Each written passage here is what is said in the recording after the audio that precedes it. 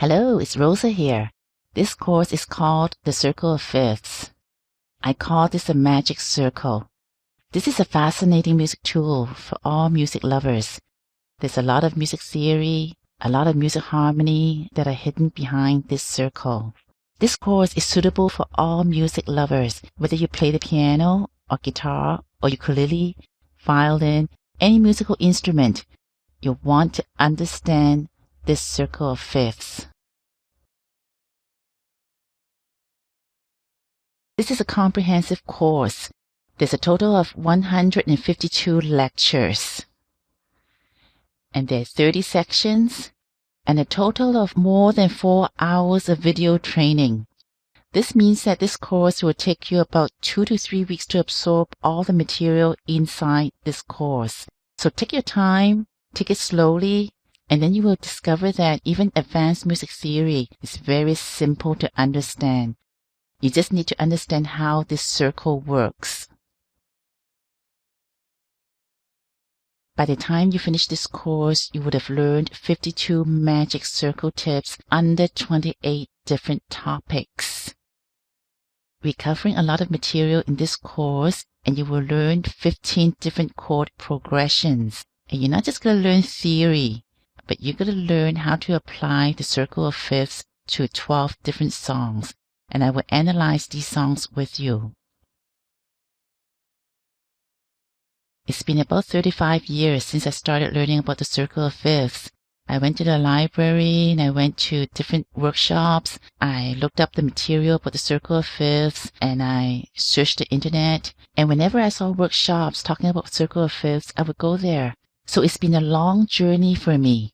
So in this course, I want to show you the most important thing to learn all the theory behind the circle of fifths is to understand that this circle of fifths is a magic moving circle. It is a dynamic circle. It is not a static circle. You're going to learn how these tones work with each other, how they connect with each other. And because they're connected, they can move, they can run. You're going to learn the difference between a static circle from a moving circle. A static circle on the left just have the tones staring at you, facing you, just like the children there. They can't move too much. They're just facing you. But on the right side, you're going to see how the circle is very different. When the tones face each other, just like the children there, they can dance together, they can run together, and the tones are going to move together to make beautiful music.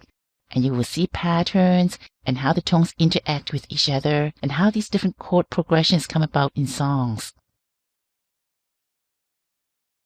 You need to understand the magic of the 12 tones.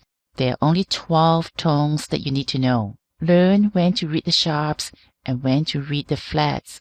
The circle doesn't stay static. It moves and it moves. You're going to find the different keys and you're going to learn when it moves clockwise and when it moves counterclockwise so that you can identify the different tones and chords in one flash. You're going to learn some tips to read the order of sharps and learn some tips to read the order of flats, because sharps and flats are usually very confusing for most people. And here you see a chart with a circle of fifths, and right away you see patterns. And you can identify the patterns. You will find that playing in F sharp or G flat is no problem.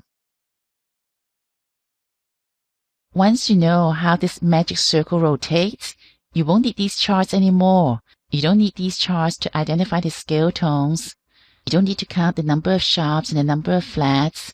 You can identify the key signatures right away, and you can see what the major chords are and what the minor chords are just by looking at the circle and templates. So no more charts. All you need is the magic rotary circle. You're going to learn some tips about slashing at 11 o'clock and 5 o'clock position. And yes, the fun part is you can make your own rotary circle. I'm going to show you how to do your own rotary circle because you're going to make the outer circle and the inner circle and put them together.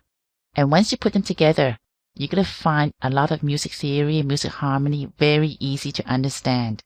You need to have this tool on your hand when you study this course. When we get into more advanced music theory like the secondary dominants, you see here they're all outside the circle. They're outside the key. You'll learn about primary dominant, secondary dominants, and the 2 Roman numerals. And you're going to figure out how to write the inner template for the secondary dominants. You see how the secondary dominants rotate in the circle and how they all become dominant 7th chords. We're going to analyze some songs, like try to remember here. And we don't have to get stuck with key of C when we use the rotary circle. This one is in the key of F. And this is Have Yourself a Merry Little Christmas 1-6-2-5 chord progression. 5/2 Eyes of Blue using the secondary dominant chords. And here is Love Me Tender, where you will identify the primary dominants and the secondary dominant chords. And My Way uses different chord progressions. So we're going to have a fun time looking at some of these songs and how to use the circle to identify the chord progressions. Come on in and join us. The students in there are really having a lot of fun. Here are some circle of fifths that they have created. And they all have their own style, their characters. The same circle of fifths, and these circles can move so that they can study the chords and understand music harmony in a fun and creative way. Come on in and join us, and I'll see you in the course.